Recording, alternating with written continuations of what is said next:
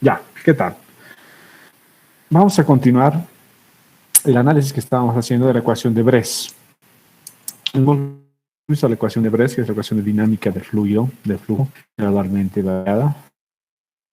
Y habíamos visto en la ecuación de Bres, aquí está la ecuacióncita de Bres, que es esta, la que habíamos llegado luego de hacer la derivada del cambio de la altura respecto a la posición. Otra vez un poco recordando algo clave, es que estamos viendo ahora la manera de calcular estos puntitos computacionales, estos.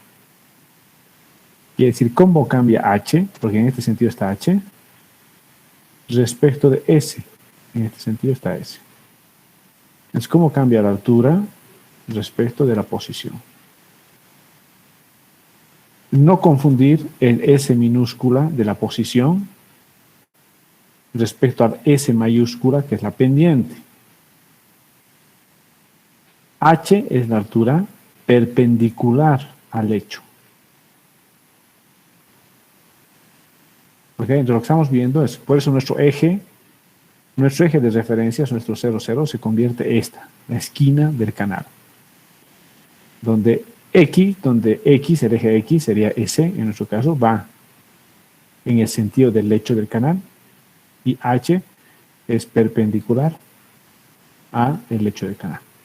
Entonces la ecuación que habíamos visto era esta, donde tenemos el cambio de h respecto de s, que es una función de h. A esta conclusión habíamos llegado. Donde aquí tengo el SO, que es la pendiente, menos esta expresión es la pendiente, el SF, la pendiente de la energía, coseno de phi, que puedes reemplazar por 1 para ángulos muy pequeñitos, menos esta expresión, que viene a ser fruta elevado al cuadrado. Entonces al final la ecuación de Bres nos queda en esta relación, donde en el numerador, arriba es el numerador, ustedes saben eso por algebrita, y abajo es el denominador. Entonces arriba el numerador tiene un principio de uniformidad. ¿Por qué? Porque cuando el flujo es uniforme, estos dos se igualan y esto vuelve cero. Y abajo tiene un principio de criticidad, o sea, de flujo crítico. ¿Por qué? Porque estamos hablando de flujo crítico, fruit se hace 1 y 1 menos 1 se hace 0. Entre los dos casos, esta ecuación viene a ser un balance entre la uniformidad y la criticidad. Cuando más cerca estamos del flujo normal y cuanto más cerca estamos del flujo crítico va a tener un comportamiento distinto. Luego vamos a ver eso cuando ya veamos el método numérico para calcular este sistema. Pero de principio quiero que quede claro eso. Que en esta relación tenemos un numerador dividido entre el denominador y tenemos esa relación. Aquí, normalidad y aquí abajo, criticidad. Lo primero que habíamos visto en la anterior clase era ver cuándo el cambio es positivo y cuándo el cambio es negativo. Cuando un cambio es positivo, el cambio de la altura respecto de la posición es positivo, quiere decir que el siguiente punto computacional va a ser más alto que el anterior.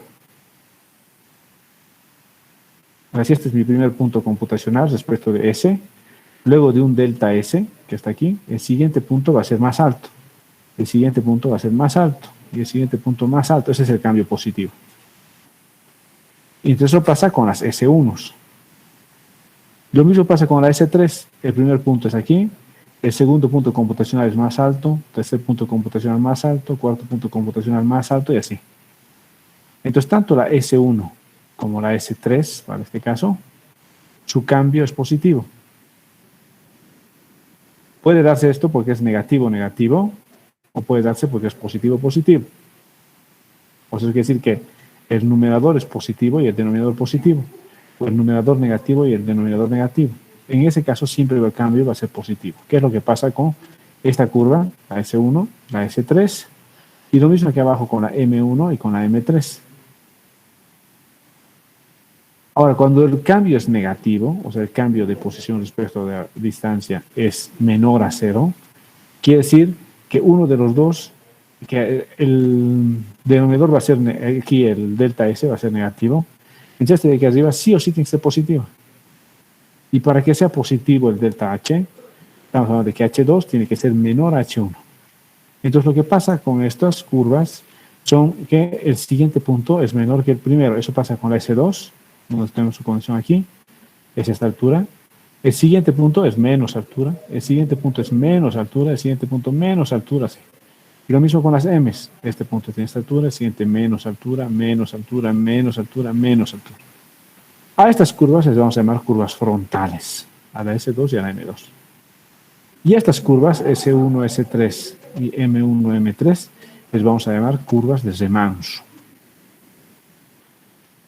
Entonces aquí ya hemos visto un poquito en los casos de cómo van variando las curvas.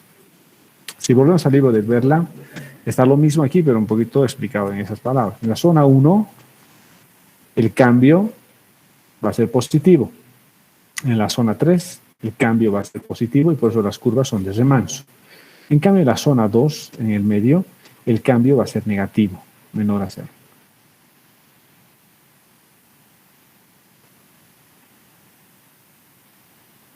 Entonces, todos los perfiles de flujo se van a clasificar en estas 13 perfiles.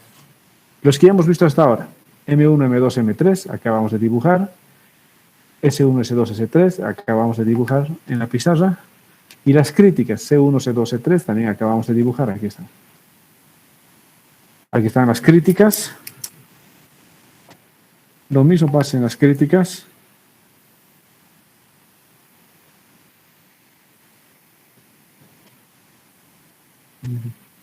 Un cachito voy a la pizarra.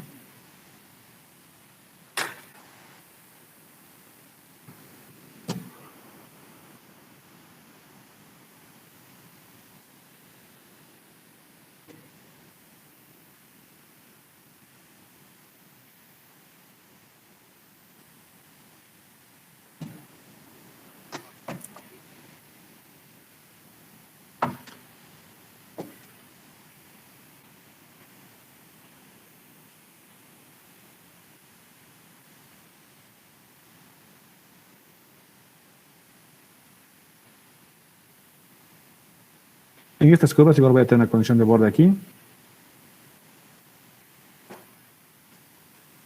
Y se va a dar una C1. Si tengo una condición de borde aquí aguas arriba, el siguiente punto va a ser más alto, más alto, más alto, más alto. Y aquí se va a dar una C3. Y finalmente la curva que se va aquí junto,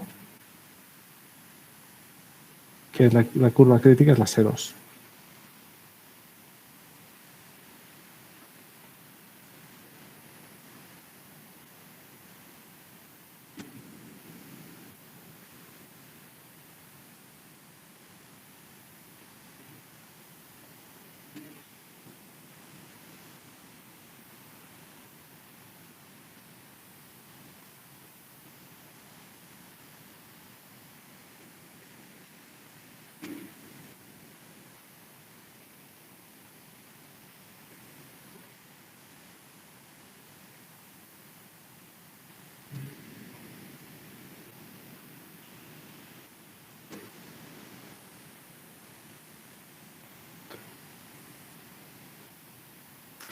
Entonces aquí ya acabamos de conocer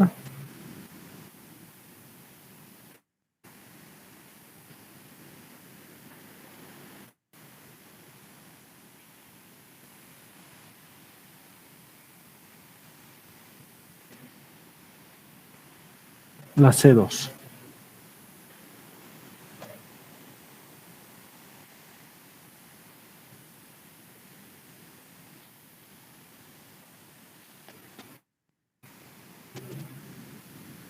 Entonces, ya conocemos la M1, M2, M3, C1, C2, C3 y la S1, S2, S3. Las únicas que no hemos visto son estas, la H2, H3, A2, A3, que las vamos a ver ahorita. As son los que tienen pendiente adversa. Y H son los que tienen pendiente horizontal. O sea que el canal tiene pendiente horizontal. En esos dos casos, ¿qué creen que ustedes, a ver, tomen el micrófono o me van respondiendo, ¿qué creen que va a pasar en esos dos casos? ¿Qué creen que va a pasar con la altura normal? ¿Qué pasaría con la altura normal si tengo una pendiente adversa? Si la pendiente de mi canal es negativa. ¿Qué pasaría con la altura normal? A ver, veamos en la pizarrita la altura normal. La altura normal viene de calcular con esto, ¿no?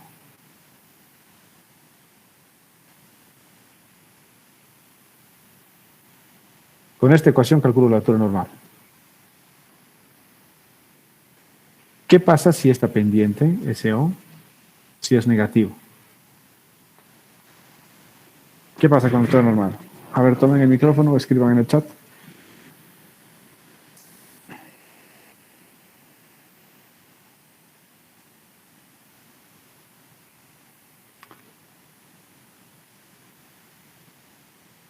¿Qué pasaría? Le hemos dicho que para calcular la altura normal, lo que hace su examen, yo tengo que agarrar esta ecuacióncita y aquí tengo el área mojada, que es una función de la altura, y el perímetro es una función de la altura. Y de aquí despejo esta altura para encontrar la altura normal. Pero de dato le voy a dar la pendiente SO. ¿Qué pasa si este SO es un número negativo? ¿Puedo resolver esta ecuación? No, Inge, no se podría. Sería la raíz de un número negativo, ¿no? ¿Qué pasa con la raíz de un número negativo? Sería una raíz imaginaria, Inge. Exacto, entonces no se puede. Entonces la altura normal para una pendiente negativa no existe. ¿Y qué pasaría si estoy haciendo un canal horizontal? ¿Cuál es la pendiente de un canal horizontal? ¿Qué sería el SO? 0. 0. Entonces, ¿se podría resolver esta ecuación? No, sería 0. También. Entonces, en el otro caso también, en tanto con la pendiente adversa como con la pendiente 0, que es la horizontal, no existe la altura normal. Solo existe la altura crítica. Y si solo existe la altura crítica, entonces únicamente se van a dar dos tipos de curvas. La número 2 y la número 3, la número 2 y la número 3. Es como si supongamos que la altura normal está en el infinito. Entonces todo lo que se da más abajo es 2 y todo lo que está en el primer estrato es 3. Entonces al final te queda como esto. Aquí están las curvas adversas. Serían 3. En el primer caso no existen las unos. La A2 sería esta curva y la A3 sería esta otra. Solamente existe la crítica. La altura normal no hay en este caso. Si se dan cuenta, el agua está subiendo la pendiente. La pendiente está yendo en este sentido y el agua está yendo en el mismo sentido. Entonces el agua está subiendo, pues llamada adversa. En el caso horizontal, altura normal hemos dicho que no existe. Entonces aquí está altura normal, infinito. Entonces como altura normal no existe, está en el infinito, solo tengo la crítica. Y solamente voy a tener dos tipos de curva, la H2, ¿está? Y la H3. La H2 es una curva frontal, porque el siguiente punto computacional va a ser más pequeño que el previo. El siguiente más pequeño, más pequeño, más pequeño, más pequeño. Igual H2, más pequeño, más pequeño, más pequeño. Y la H3 más bien es una curva de remanso, porque va de subida. El siguiente punto computacional es más alto, más alto, más alto. Es lo mismo, este más alto, más alto, más alto. Estas M son las que acabamos de ver en la pizarra, el M1 en este sentido, el M3 desde un punto más bajo y el M2 en el franja del medio. En los Cs acabamos de ver C1, C3 y el C2 que va, es el perfil crítico. Y en los S es lo mismo, el S1 aquí, que es una curva de remanso, el S2 que es frontal y el S3 que es una curva de remanso.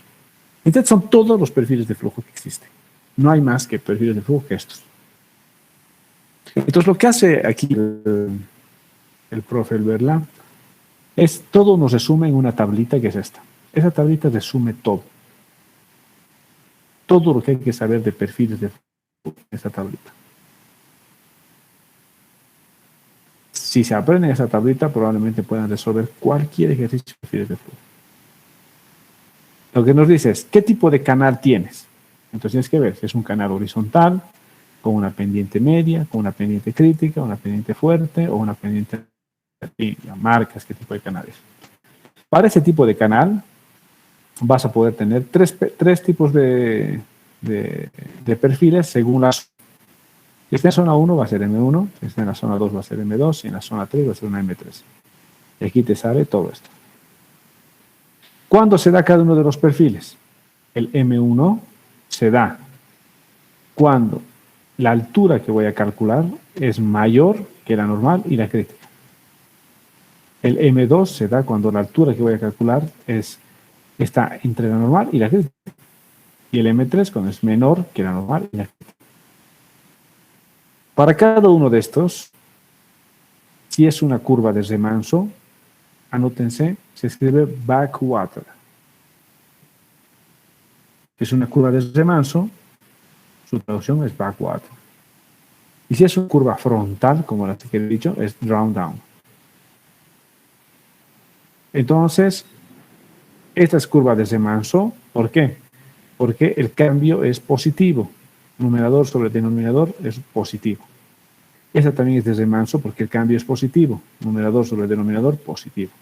Y esta es frontal porque el cambio es negativo. Numerador sobre denominador, negativo, menor a cero.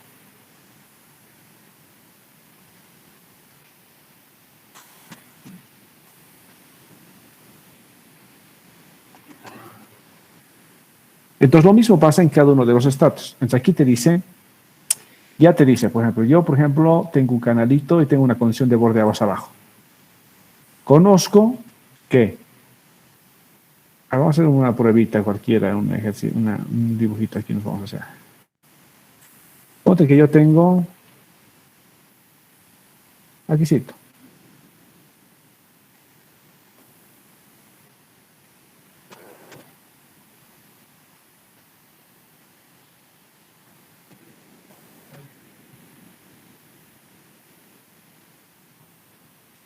Tengo un canalito. Tengo una pendiente relativamente fuerte. Esto.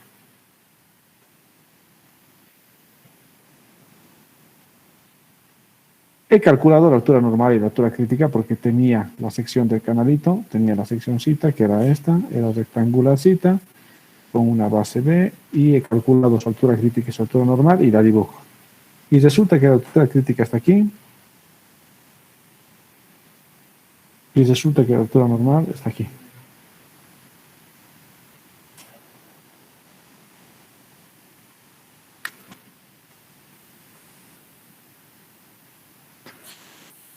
Entonces, vuelvo a mi tabla, a la tabla del profe. ¿Qué es lo que ya sé del caso que me he dibujado? El caso que me he dibujado que sé que la pendiente es una pendiente fuerte, porque la crítica está encima de la normal. Entonces, sé que estoy en un caso steep. Entonces, las únicas perfiles que pueden darse es S1, S2 y S3. Entonces tengo que ver de dónde parte mi condición de borde para saber qué tipo de curva voy a hacer. Pero de principio sé que estoy aquí en este grupo estoy. Entonces veo mi condición de borde. Vuelvo a mi pizarra y me avisan que aguas abajo tengo un reservorio. Me dicen aguas abajo hay un reservorio.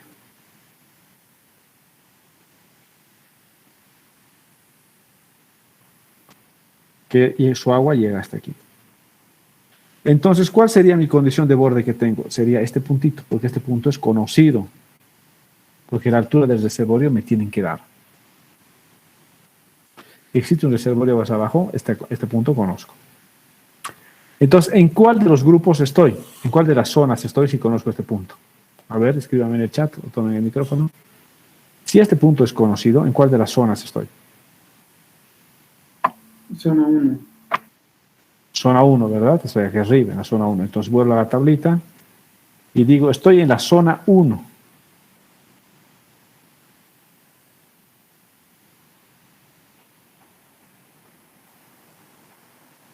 Estoy en la zona 1. Entonces en la zona 1 me quedaría, ya sé que es steep, sé que es S1, porque zona 1 es S1. Entonces el S1 dice que todos los H's que voy a calcular van a ser mayores que la normal y la crítica. A ver. Todos los H's que voy a calcular aquí van a ser mayores que la normal y la crítica. Perfecto. Porque van a estar todos mis puntos en esta zona, en la zona 1. Lo siguiente que me dice que es una curva de remanso, backwater. Entonces, cuando me dicen que es una curva de remanso, quiere decir que el cambio es positivo. Entonces, que el siguiente punto va a ser más alto, yendo de aguas arriba hacia aguas abajo. O que el siguiente punto va a ser más bajo, yendo de aguas abajo hacia aguas arriba. Cualquiera de los dos funciona. A lo que me estoy refiriendo es a esto. Yo sé que es una curva de remanso. Entonces, si estuviera haciendo mi cálculo de aguas arriba hacia aguas abajo, cosa que no se hace, cada punto siguiente tendría que ser más alto. El primer punto pues, lo conocería, que sería este. El segundo punto tendría que ser más alto. El tercer punto más alto. El cuarto punto más alto. El quinto punto más alto, así. Pero ahora estoy partiendo de esta condición de borde aguas abajo. Entonces, es el mismo cambio, pero solamente vamos a cambiar la manera de hablarlo. Si parto de aguas abajo, cada vez el siguiente punto tiene que ser un poquito más bajo. Este. Entonces, la curva que he calculado es esta.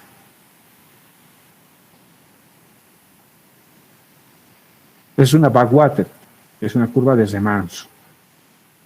Su condición de borde es aguas abajo. Y con esa condición continúa hacia adelante.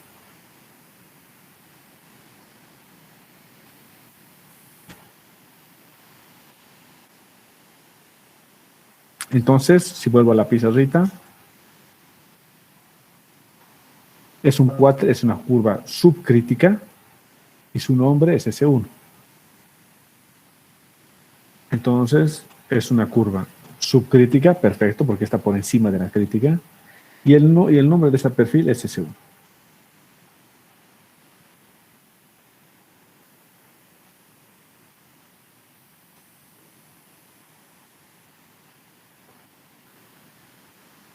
Ponte que tengo un reservorio aquí arriba. Y me dan de dato que tengo un reservorio aquí arriba. Si tengo un reservorio aquí arriba, la condición de borde se convierte en altura crítica.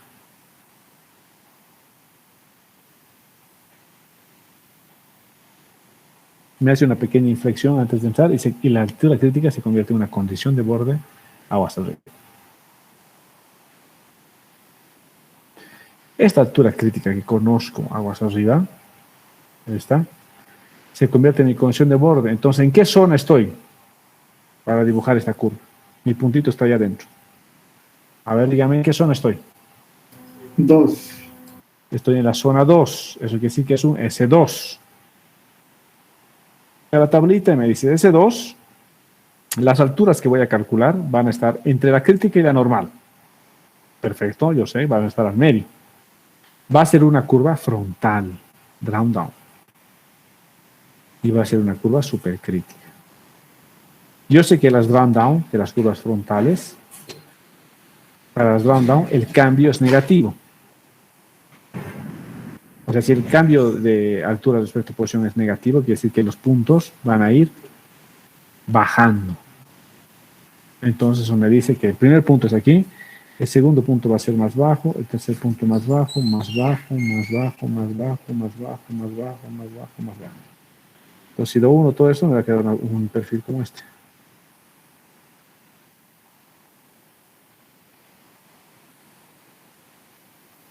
Y esta es una S2.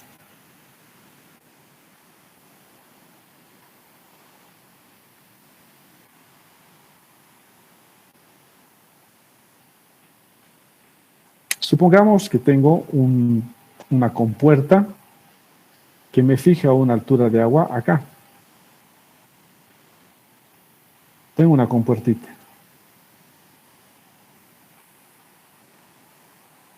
Y esta compuertita me fija una altura de agua aquí.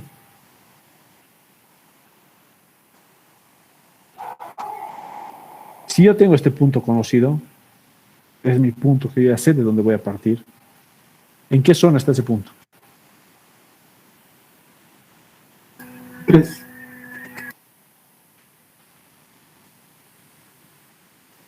Voy a la tabla y dice S3. Todas las alturas que voy a calcular van a estar debajo de la normal de la crítica perfectamente. Y es una curva de remanso, backwater. Y es supercrítica.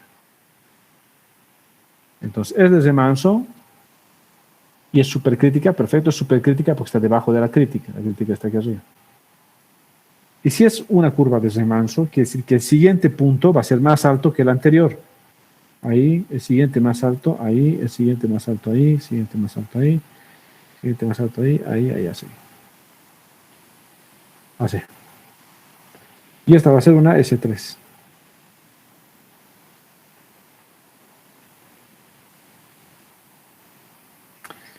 Ahora, una cosa que hay que ahora mencionar, ahora que estamos en este dibujito, ¿qué pasaría con la curva de remanso cuando se aproxima a la crítica?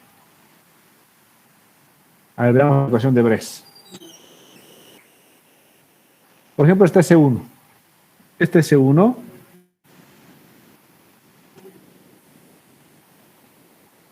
se está aproximando a la crítica. Aquí, esta partecita. ¿Qué pasa si el H se está acercando a la crítica? ¿Qué pasaría con la ecuación de Bress?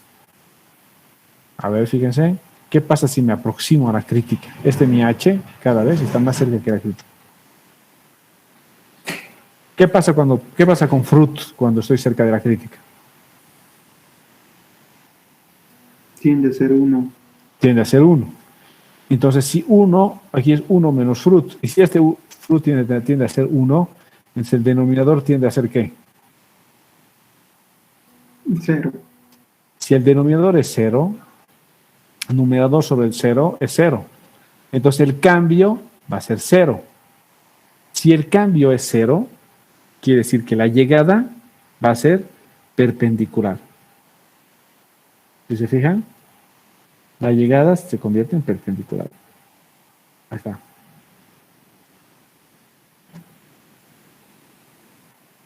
¿Por qué? Porque aquí cuando estoy antecitos de llegar, te dice que el cambio es 0. Entonces el cambio, como va a ser 0, la llegada se convierte en perpendicular. En cambio, en la S2 se está cada vez aproximando más a la normal, si se fijan. Cada vez más cerquita de la normal. ¿Qué pasa si me aproximo a la normal con este primer término, con el numerador?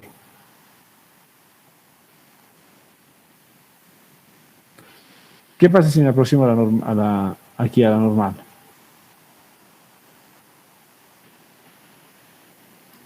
Pendientes iguales. Las pendientes tienden a ser iguales y este numerador va a ser 0. Entonces 0 dividido entre alguna cosa es 0. Pero cualquier cosa dividido entre 0 es infinito. Entonces, en este caso el cambio es infinito. Si el cambio es infinito es perpendicularidad. En cambio, si el numerador tiende a 0, por cualquier cosa que le divida sigue siendo 0.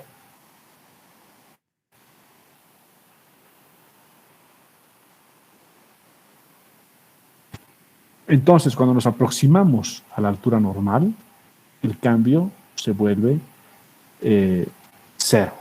Y si el cambio es 0, nos volvemos asintóticos. Entonces esta funcióncita se va a volver asintótica. Así. Asintótica a la normal. Lo mismo que la S3 se vuelve asintótica por abajo a la normal. Entonces, de aquí una cosa que tiene que salir clara para ustedes es, cuando resuelvo el método numérico para la ecuación de Bress, me estoy aproximando a la altura crítica, el perfil se va a convertir perpendicular a la crítica en la llegada. Si me estoy aproximando a la normal, se va a convertir asintótica a la normal.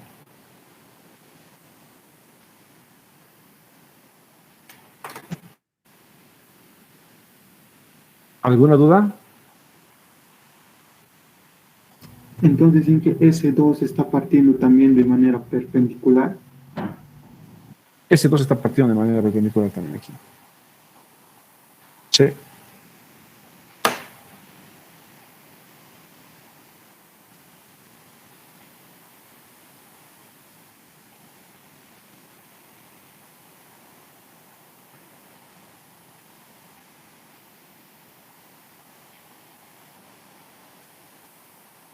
¿Alguna pregunta?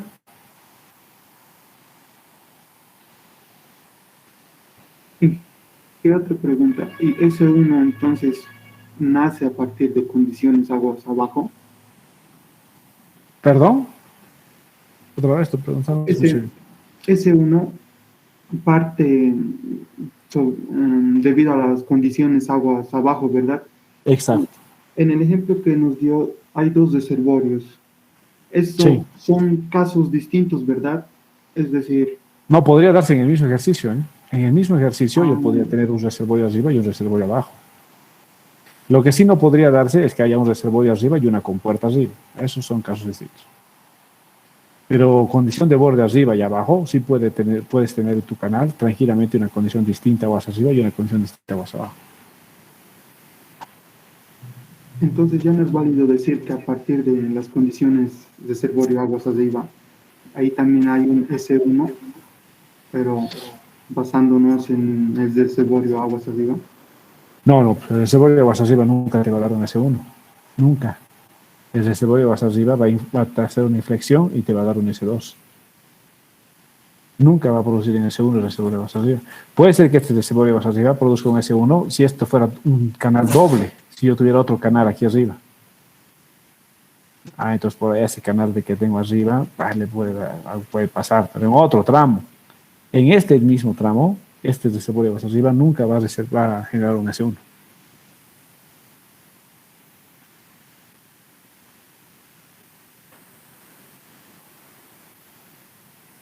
Está bien, gracias, Inge.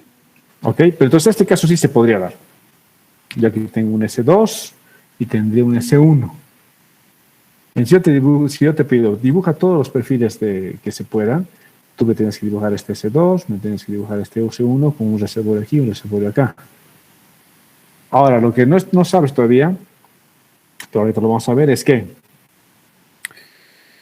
existe una altura que se llama la altura secuente, que es la altura que tiene la misma fuerza específica. Hemos hecho sus ejercicios, su examen así con eso. Teníamos que encontrar la altura secuente. La altura secuente es la altura que tiene la misma fuerza específica. Y la altura conjugada es la que tiene la misma energía específica. Entonces, si yo hago, para cada uno de estos puntos computacionales que tengo, aquí tengo uno, aquí tengo otro, aquí tengo otro, para cada uno de los puntos computacionales que tengo, aquí tengo un punto, aquí tengo otro, aquí tengo otro, aquí tengo otro, así.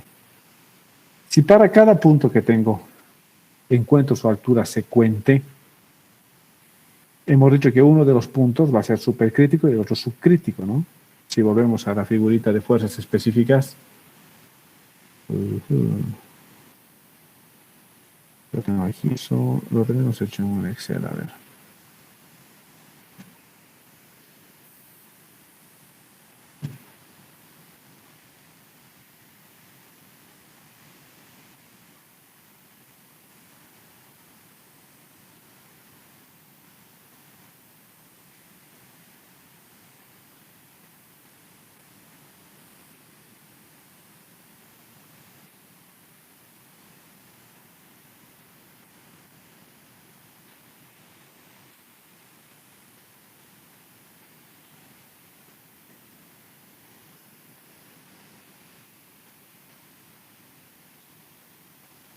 Ahí está. Esta es la ecuacióncita de fuerza específica. Esto es de acuerdo en lo que hemos hecho en el curso. En las primeras clases tengo la función de fuerza específica, que es esta, fuerza específica. Esta es la función. La graficamos y nos va a dar esta gráfica respecto de Y, de la altura. Entonces siempre voy a tener una altura. Aquí está la altura crítica en el medio. Todo lo que está encima de la crítica es subcrítico. Todo lo que está abajo es supercrítico. Entonces, de todos los perfiles supercríticos, quiere decir que las alturas están por abajo de la crítica, para todos los perfiles supercríticos van a tener un perfil secuente, subcrítico, que va a ir por arriba, que se van a unir los dos en la crítica. Entonces, siempre va a existir esto. Siempre para todos los perfiles supercríticos van a tener su secuente subcrítica. Entonces, si yo calculo eso para lo que estoy haciendo ahora, el perfil las alturas secuentes de este puntito va a ser el mismo, porque en la crítica es la misma, la secuente que la altura supercrítica es la misma en la crítica, porque nos hemos fijado la curva de fuerzas específicas solo tiene una altura crítica aquí, la converge en un solo punto. Entonces, en este punto, la altura 1 y la altura 2, o sea, la Y1, que es la altura supercrítica, y la Y2, que es la secuente, son la misma. A medida que me alejo del punto crítico, ya voy a tener dos puntos distintos. Un punto para Y1 y un punto para Y2. El Y1 es el supercrítico, el Y2 es su secuente. Su secuente es subcrítica. Entonces voy a ir obteniendo sus Y2, todos los Y2s. Entonces este va a tener su punto Y2, que va a ser ahí. El segundo va a ser por aquí. El tercer puntito va a ser ahí. El cuarto punto ahí. El quinto punto ahí. El sexto punto ahí. Séptimo punto ahí. Octavo punto ahí. Quinto punto ahí. Entonces dibujo el perfil secuente de la S3. Digo, secuente de la S2.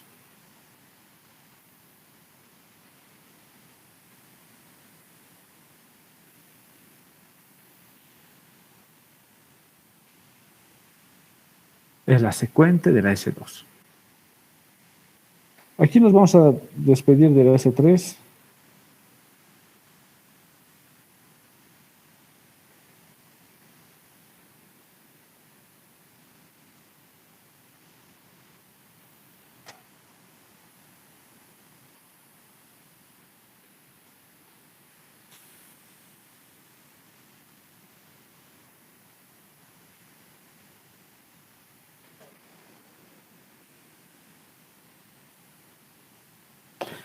Ya.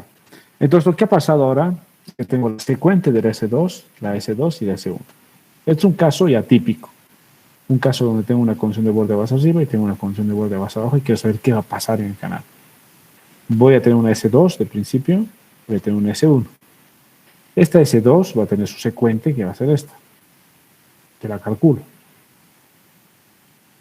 ¿Qué creen que pasa donde se intersecta la secuente de la S2 con la S1? El de salto hidráulico. Ya, ¿por qué pasaría el salto hidráulico aquí? ¿Qué hemos aprendido para su primer parcial? ¿Cuándo se da el salto hidráulico? ¿Qué tiene que pasar con las fuerzas específicas para que haya resalto? Tienen que ser iguales. Exacto. Entonces, cuando se intersectan los perfiles, en este punto, quiere decir que para esa altura de agua, para esta altura, la fuerza específica de la curva S2, o sea, de la secuencia de la S2, se va a igualar a la fuerza específica de la S1. Es cuando es igual eso, que hay un resalto.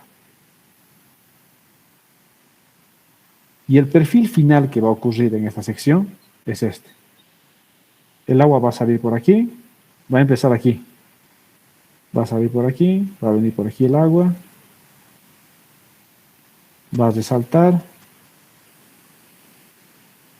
y luego por aquí se va a ir hasta el otro reservorio. Entonces lo que está en negro es el perfil de flujo que va a existir.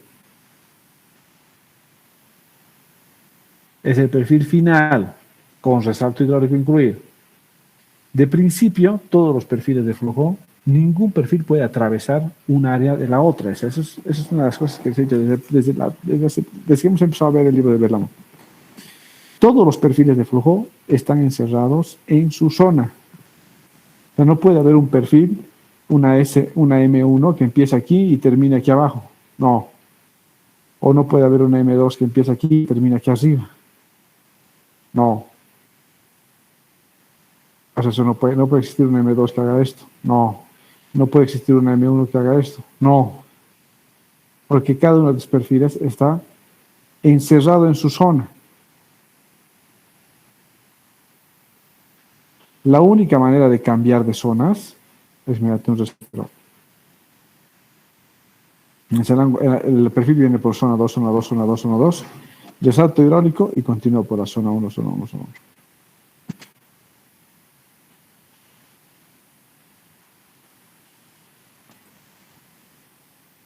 ¿Alguna Entonces, Inge, no necesariamente se puede dar los tres pasos, ¿verdad? De perfiles. ¿Perdón? No necesariamente se debe dar los tres pasos de perfiles, como En un mismo. No, pues, o sea, porque depende de tu condición de borde, vas arriba o vas abajo. O sea, no puedes tener al mismo tiempo un reservorio y una compuerta. O tienes una compuerta o tienes un reservorio. Y lo mismo vas abajo. O es una caída libre o tienes un reservorio. O sea, no puedes tener una caída y un reservorio. No funciona. O sea, no, pues no. O sea, físicamente no se puede. Siempre la condición de borde aguas arriba o aguas abajo va a ser una sola.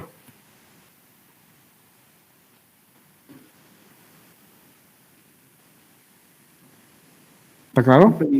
Sí, gracias, Inge. Y cuando la pendiente es negativo, el, el término aguas arriba y aguas abajo se mantiene, Claro que sí. también cambia. El término de aguas arriba y aguas abajo viene del movimiento del agua. Aguas arriba es de dónde viene el agua y aguas abajo es a dónde se está yendo el agua. Esa terminología tiene que ver con el movimiento del agua.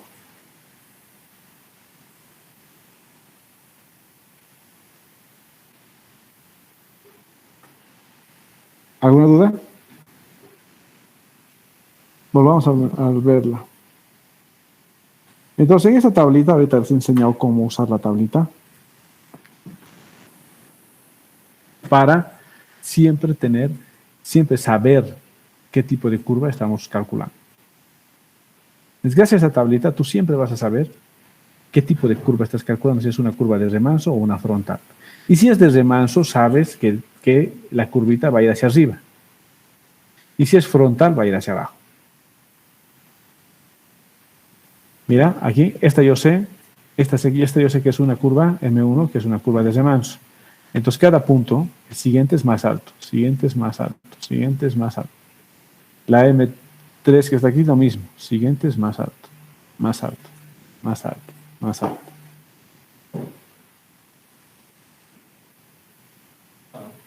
Y en cambio la M2, que es una curva frontal, los siguientes puntos van a ser más bajos, más bajos, más bajos, más bajos, más bajos.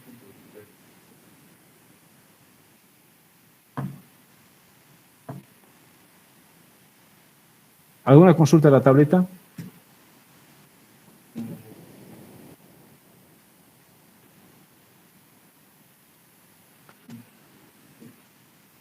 Entonces aquí ya nos empieza a mostrar lo que les comentaba. Cuando el cambio tiende a cero, eso quiere decir cuando la altura se aproxima a la normal, entonces se va a volver paralelo. Y cuando el cambio tiende a infinito, o sea, cuando la altura se aproxima a la crítica, entonces termina en un ángulo recto.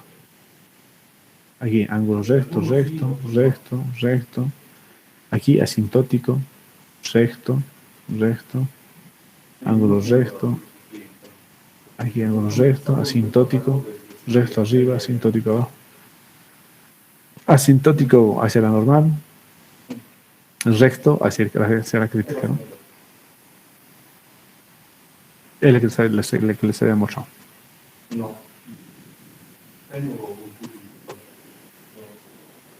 Ahí está un poquito más un acercamiento a cada una de las curvas. Ahí están las con pendiente adversa, solo tienes dos curvas, la A3 y la A2. Ambas van a chocar con la crítica, entonces van a acabar en ángulos rectos. La M3 y la M2 van a chocar con la crítica, entonces van a acabar con ángulos rectos. La M1 asintótica.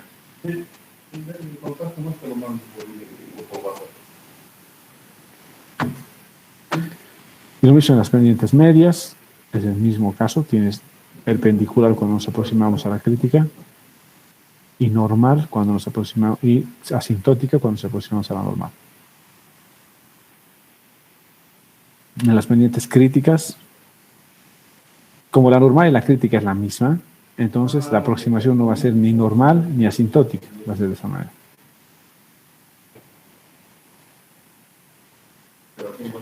En las pendientes fuertes, las steep, cuando nos aproximamos a la crítica, asintótica, digo normal, normal, y nos aproximamos a la normal, va a ser asintótica. Aquí ángulos recto, aquí asintótica.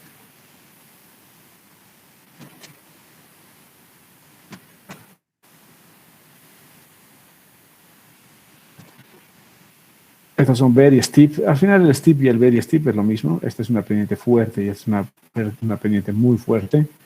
Pero al final es lo mismo. Y hay una cosita que se llama los puntos de inflexión. Es bueno saber que va a existir un punto de inflexión aquí. Pero nosotros vamos a hacer el cálculo, el delta, y vamos a calcular todo el perfil, ¿no? Condiciones de borde.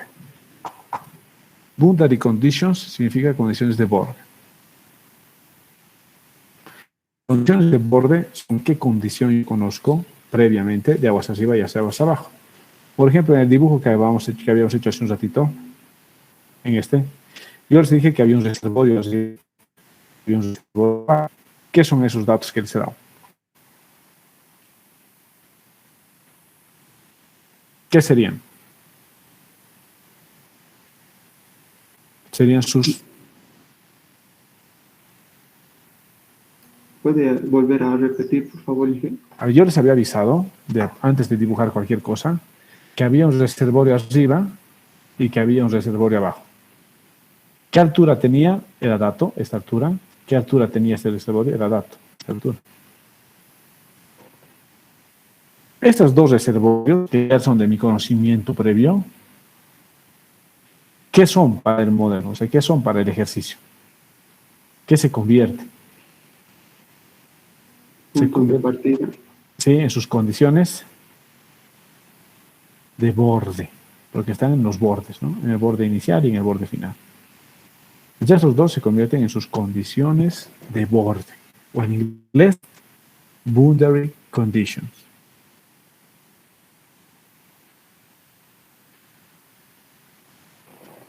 O sea, necesito sí o sí las condiciones de borde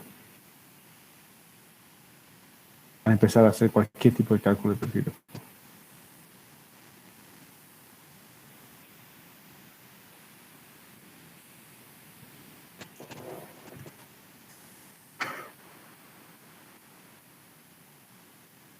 Ahora lo que vamos a ver son condiciones de borde naturales.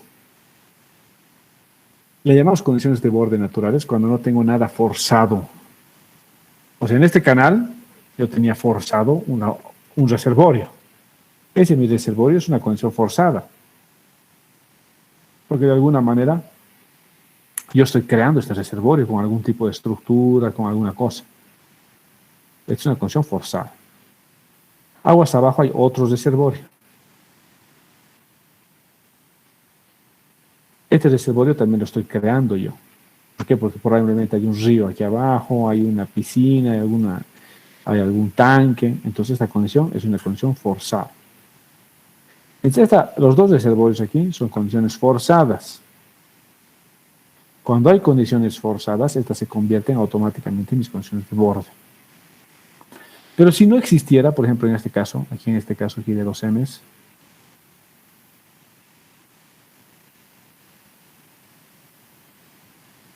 vamos a suponer, nos olvidaremos del M1 porque esta es una condición de borde forzada. Pero suponiendo que yo no tengo ninguna condición de borde en este perfil, lo único que sé es que el agua cae.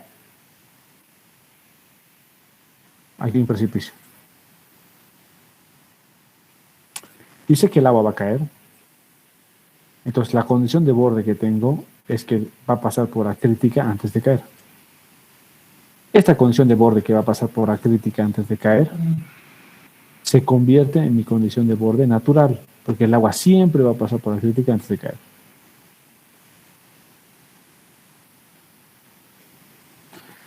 En estas curvas S2, si yo tengo un reservorio aquí arriba, o por más de que no tenga un reservorio, pero sé que la altura agua arriba está por aquí, siempre el agua va a partir de la crítica.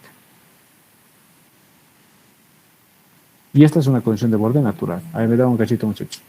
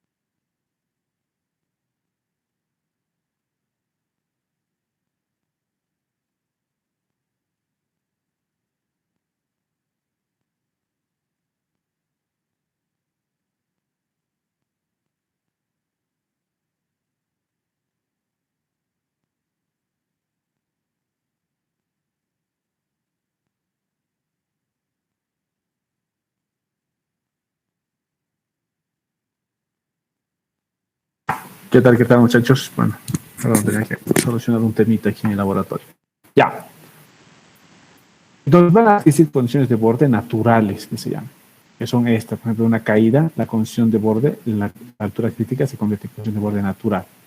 En un ingreso a un canal, la condición de borde natural se convierte en la crítica. Entonces, por más de que tenga un reservorio aquí arriba, en el momento de ingresar va a ser esta inflexión y va a entrar por la crítica. Por ejemplo, en este caso, tengo un reservorio aquí arriba, pero el agua va a hacer una inflexión y va a entrar siempre por la crítica. Entonces, la crítica aquí se convierte en mi condición de borde natural. La crítica aguas arriba y la crítica aguas abajo son mis condiciones de borde naturales.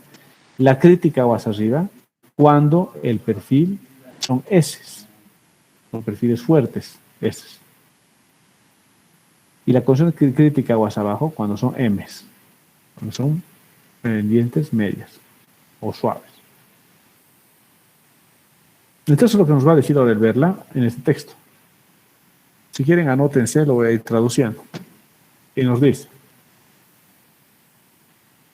los perfiles de flujo que están por debajo de la crítica, o sea, que los flujos sean mayores a 1, los perfiles supercríticos, que vienen a ser A3, H3, M3, C3, S2, S3, son controlados por la condición de borde aguas arriba. Entonces, esto lo he subrayado porque es algo sumamente fundamental que lo sepan. Todos los perfiles supercríticos se los controla con su condición de borde aguas arriba. Lo que estamos diciendo es esto. Los perfiles supercríticos, imagínense la altura crítica, hasta aquí.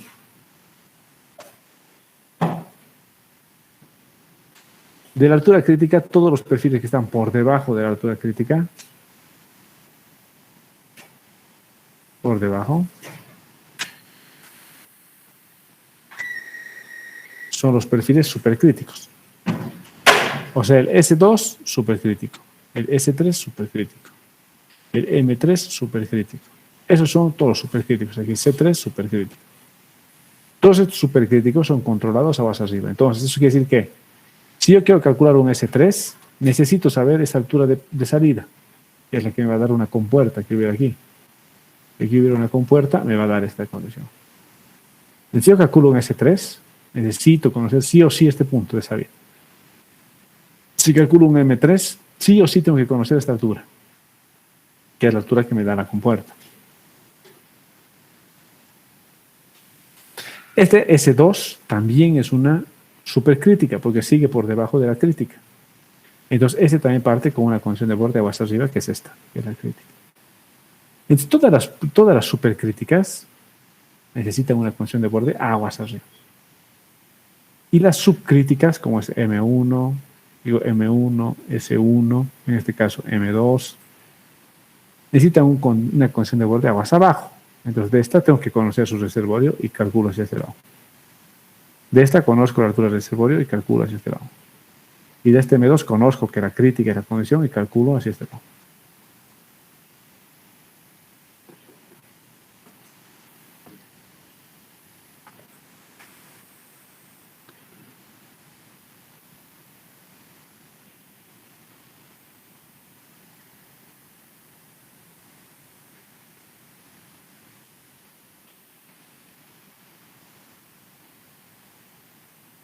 ¿Alguna duda?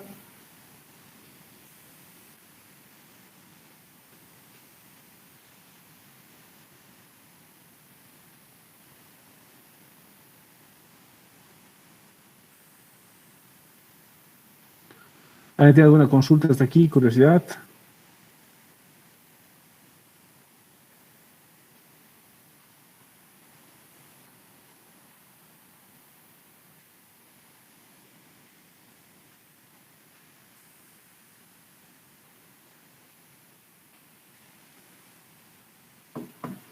Ya, entonces esto, por eso lo tengo aquí recargado en el libro de Verla, dice eso.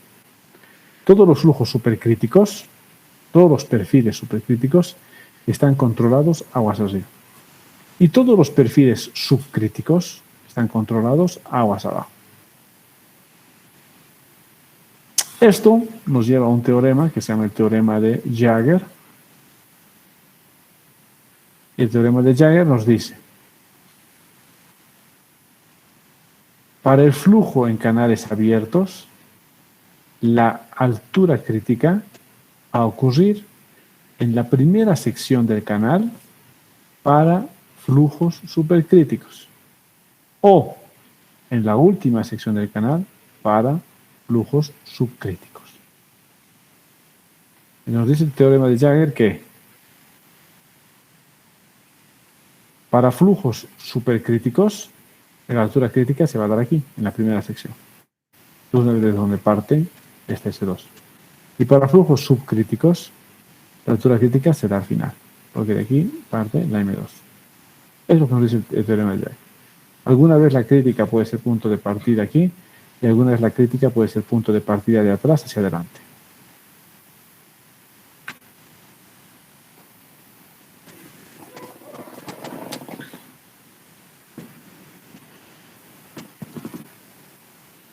¿Alguna consulta?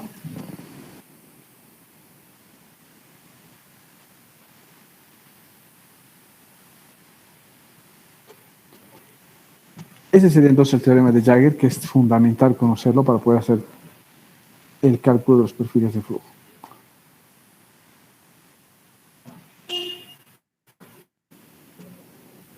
Y aquí nos dice un poquito la otra parte. El perfil de flujo supercrítico, que empieza en la altura crítica, es el perfil S2, el que acabo de mostrarles. Y el perfil de flujo subcrítico, que empieza en la crítica, es la M2. Y ese hemos oído en el dibujito.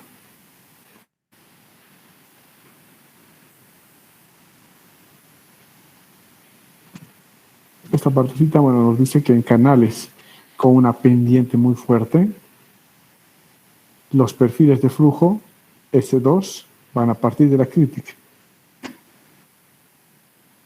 Y el flujo será supercrítico. Perfecto. Y en canales con una pendiente suave,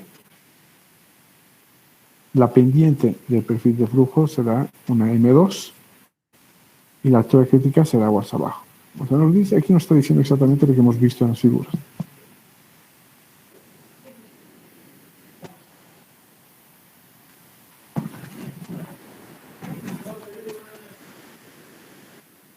Y aquí nos muestran ya condiciones de borde que no sean naturales, condiciones de borde impuestas. Las condiciones de borde impuestas son, como hemos visto en los dibujitos que hemos hecho, los reservorios son las condiciones de borde impuestas y las compuertas son las condiciones de borde impuestas, porque yo puedo abrir mi compuerta donde quiero y puedo cerrar como quiero.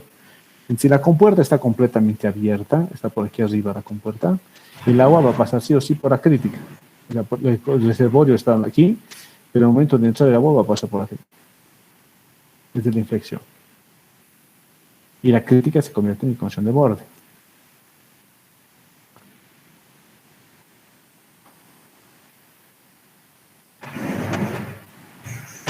A ver, esto más o menos va a ser así.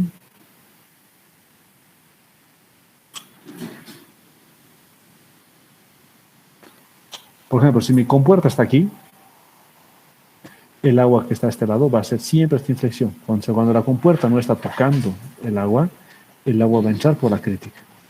Si empiezo a bajar la compuerta y paso por debajo de la crítica, me va a dar un puntito aquí. Este puntito se convierte en mi condición de borde para una curva S2.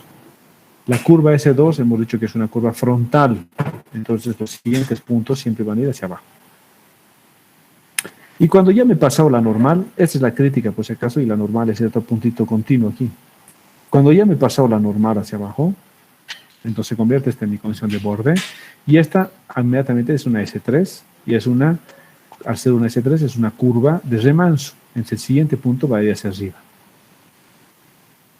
Es justamente esto. ¿Qué en otros casos también puede haber para que exista una condición de borde impuesta? Una compuerta es una condición de borde impuesta, como hemos visto aquí, esto es en las pendientes STIP. En las pendientes M, lo mismo, tengo mi compuerta se convierte en mi condición de borde impuesta.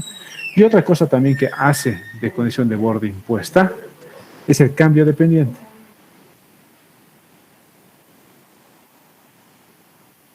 pasa? Si aquí tengo un canal que está viniendo con mucha velocidad, la altura del agua a la que ha llegado a este punto se convierte en mi condición de borde para el siguiente tramo.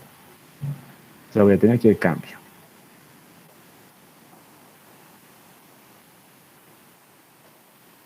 Aquí veo otro tipo de dibujitos. Aquí también la condición de borde natural para un S2. Este es cuando tengo un reservorio aguas abajo. Si mi reservorio está por debajo de la crítica se convierte en mi condición de borde natural hacia arriba.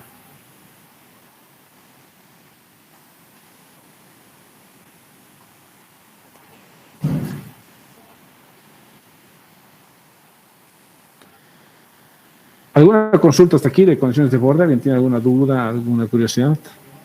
¿Está claro? El teorema de Jagger ya no es válido aquí, ¿verdad, Inge? Cuando tienes condiciones de borde impuestas, ya no es válido. Porque el teorema de Jagger es únicamente como condición de borde natural. Si yo ya tengo un reservorio aguas abajo, ya no puedo aplicar el teorema de Jagger, ¿no? Porque el teorema de Jagger me diría que si tengo un flujo, por ejemplo, aquí está la crítica, aquí está la subcrítica, la altura normal. El teorema de Jagger me diría que en esta condición se va a dar altura crítica en la primera sección. Se va a dar un perfil de este tipo. Pero ahora yo tengo una condición de borde aguas arriba impuesta en estos casos. En este primero se está cumpliendo el teorema de Jagger, ¿no? El agua está pasando por la crítica, porque mi compuerta está muy arriba. Pero inmediatamente la compuerta empieza a cerrar el flujo, el teorema de Jagger ya no sirve y la condición de borde me la dicta la compuerta.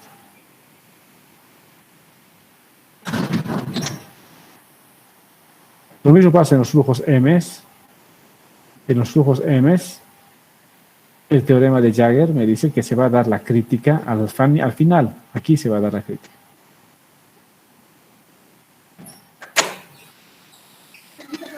A ver, cachito, me dan, por favor.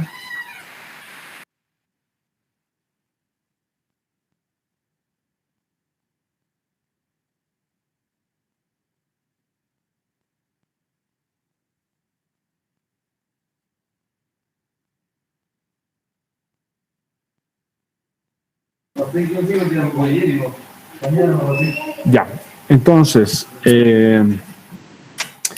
estas serían las, por ejemplo, el teorema de Jagger en las condiciones subcríticas, en esta me dice que si yo no tengo ninguna condición de borde más abajo, el agua va a caer por la crítica. Por ejemplo, aquí está M. Mi condición de borde está por debajo de la crítica. Puede estar aquí, puede estar aquí, puede estar aquí. Donde sea que esté, está por debajo de la crítica.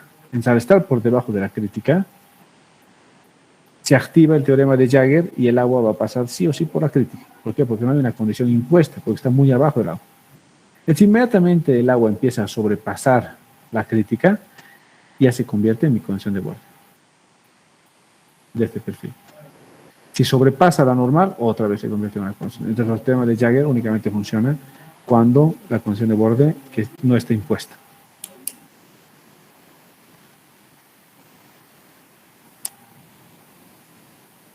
Como en estos casos.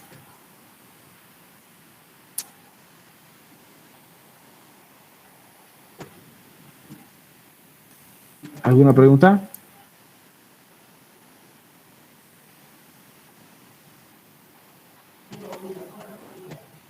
Aquí veo otras condiciones de borde para los S. Si por ejemplo tengo un vertedero aguas abajo. El vertedero lo que va a hacer es que sube el perfil. Por ejemplo, lo que han visto ustedes, las pruebas aquí que hemos hecho en el laboratorio. Teníamos nuestro vertedero. Ese vertedero aguas abajo lo que se convierte es en una condición de borde que genera esto, una curva de remanso, un S1, en pendientes fuertes. En pendientes suaves genera una M1. Entonces se convierte inmediatamente en mi condición de borde. Otra cosa que se convierte en una condición de borde es esta. Si yo en el tramo de abajo no tengo nada, entonces el agua sé que está cayendo por la crítica. Entonces esta me va a dar una curva M2. Y la altura a la que termina aquí la M2, inmediatamente se convierte en condición de borde para mi primer tramo. Y aquí en mi primer tramo me va a dar una S1. Entonces hemos visto esto mismo en el otro sentido, ¿no ve? Aquí, la condición de borde que para curvas supercríticas la condición de borde con la que terminaba la primera curva se convierte en el inicio de la segunda curva, para supercríticas. Y para subcríticas, las dos son subcríticas, están por encima de las críticas, si se fijan, para subcríticas, la condición de borde con la que termina el segundo tramo se convierte en la condición del primer tramo. ¿Eso por qué? Porque hemos dicho que las supercríticas se controlan y se calculan de aguas arriba hacia aguas abajo. En cambio, las subcríticas se calculan y se controlan de aguas abajo hacia aguas arriba.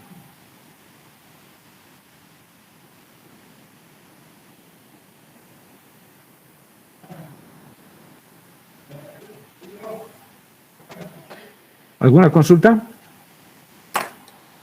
Inge, las flechitas acá que vemos en la gráfica ¿Ya? indican... La dirección de cálculo. Ah, gracias, Inge.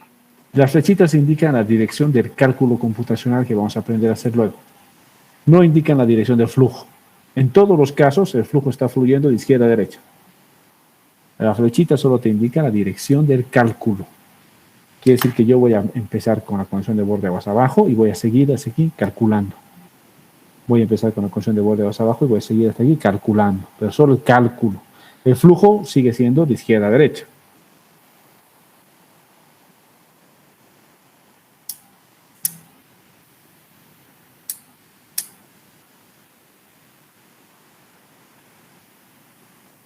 ¿Ok?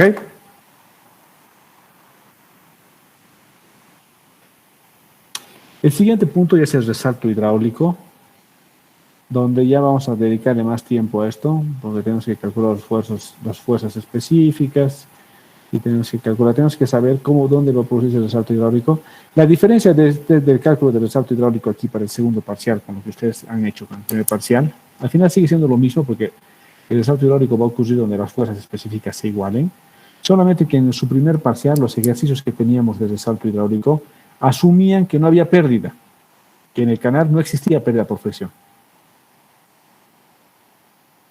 ¿Ya? Y ustedes lo que estaban encontrando era una altura normal, porque era una altura que era pendiente, que era perpendicular, era la altura que correspondía a una pérdida de energía cero, o sea que energía específica era constante.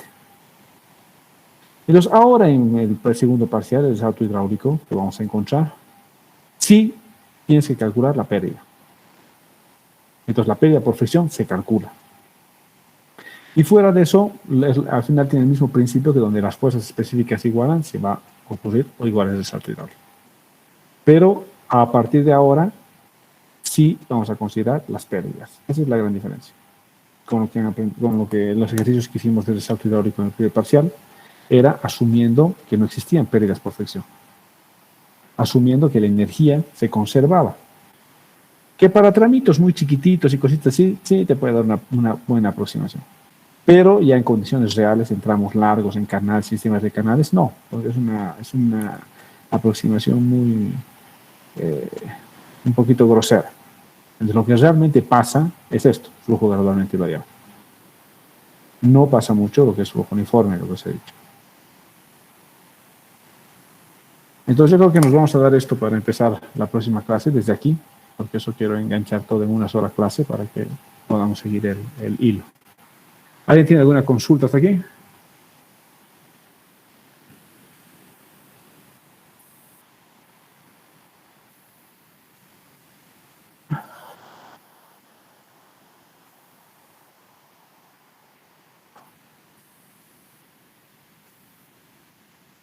¿El nombre de tu archivo?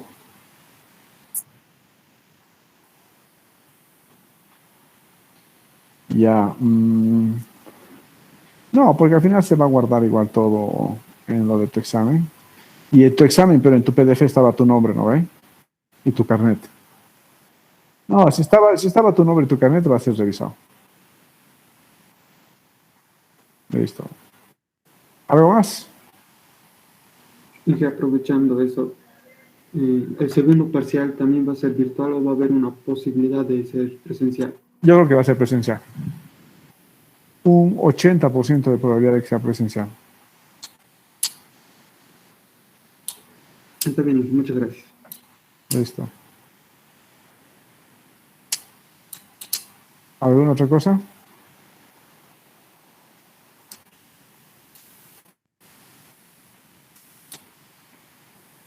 Ya, entonces la próxima semana directamente empezamos con todo lo que es resalto hidráulico. Y ya vamos a empezar a hacer los métodos de cálculo de los perfiles de flujo. Listo, nos vemos la próxima clase entonces. Hasta luego, Inge, gracias. Nos vemos, chao, chao.